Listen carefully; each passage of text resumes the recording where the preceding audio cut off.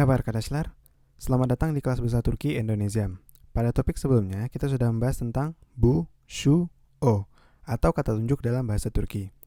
Untuk teman-teman yang belum melihat videonya atau ingin mengikuti kelas bahasa Turki Indonesia secara lengkap, bisa langsung membuka tautan yang terlampir di deskripsi video.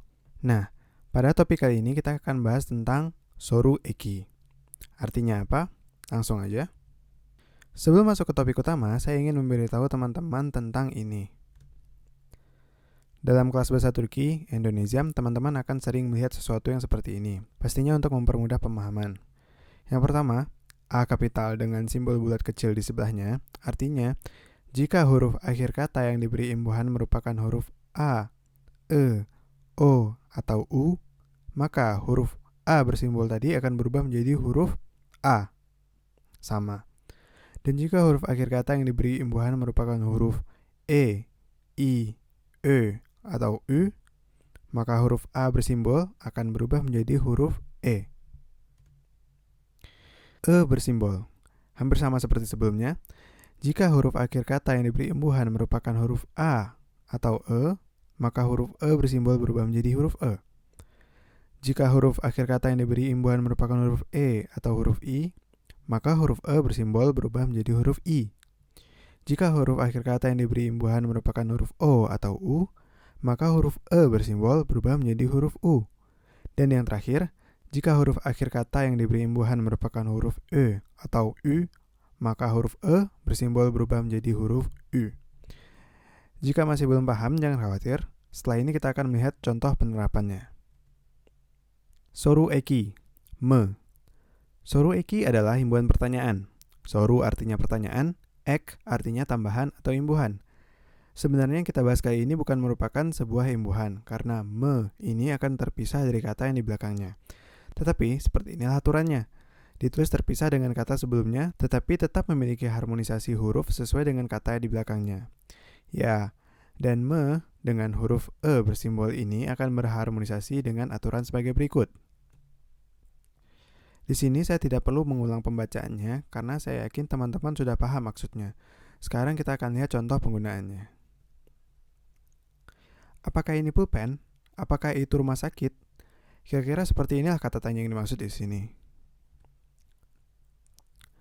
Me. Bu ıspanak mı? Şu kulaklık mı? Mi. O güzel mi? Şurası ofis mi? Mu. Burası okul mu? O pantolon mu? Mü. O müdür mü? Bu şoför mü? Warna merah menandakan huruf akhir dari kata yang berimbuhan dan imbuhan yang telah diharmonisasikan hurufnya.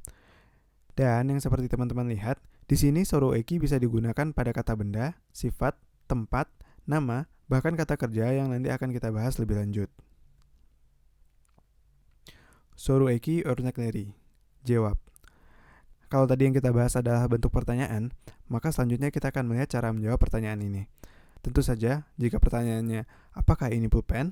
Maka pilihan jawabannya adalah, ya, ini pulpen, atau tidak. Ini bukan pulpen. Dan, tidak tahu pastinya bukan pilihan jawaban untuk kali ini. Oke, langsung aja kita lihat contohnya.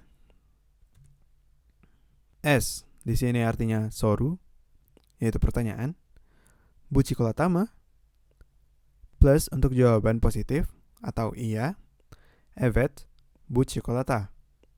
Minus untuk jawaban negatif atau tidak. Hayır, bu çikolata değil. Soru, şu demir mi? Evet, bu demir atau evet, o demir. Hayır, bu demir değil atau hayır, o demir değil. Soru, o süt mü? Jawab, evet, o süt atau hayır, o süt değil. Untuk jawaban positif, jawabannya simpel. Evet, bu çikolata atau ya, ini coklat. Untuk jawaban negatif, digunakan kata değil di akhir kata. Hayır atau tidak, bu çikolata değil, ini bukan coklat. Jadi ya, değil di sini bisa diartikan bukan dalam bahasa Indonesia. Berikut adalah beberapa info tambahan mengenai soru eki. Pertanyaan yang menggunakan me selalu memiliki dua cara menjawab, evet atau ya, dan hayır atau tidak. Sedangkan pertanyaan yang menggunakan kata ne, kim, ne zaman, dan lain-lain, jawaban yang diberikan berupa kalimat. Tidak boleh menggabungkan kata tanya me dan ne dan sejenisnya dalam satu kalimat. Kata-kata istisna atau pengecualian yang dipelajari pada konu çoğul ekleri juga berlaku di sini. Contohnya, bu kalp mi? Bukan bu kalp mı? Bu petrol mü? Bukan bu petrol mu?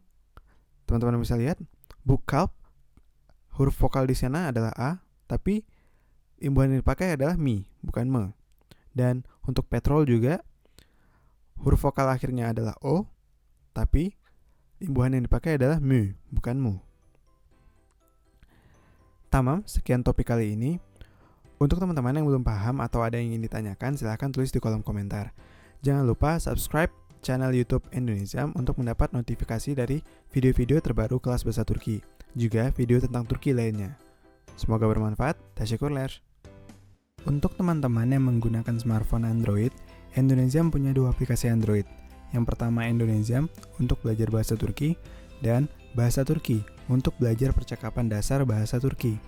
Kunjungi website Indonesia sebagai alternatif belajar bahasa Turki, like fanspage Indonesia di @bahasaturki, dan follow akun Instagramnya di @Indonesia.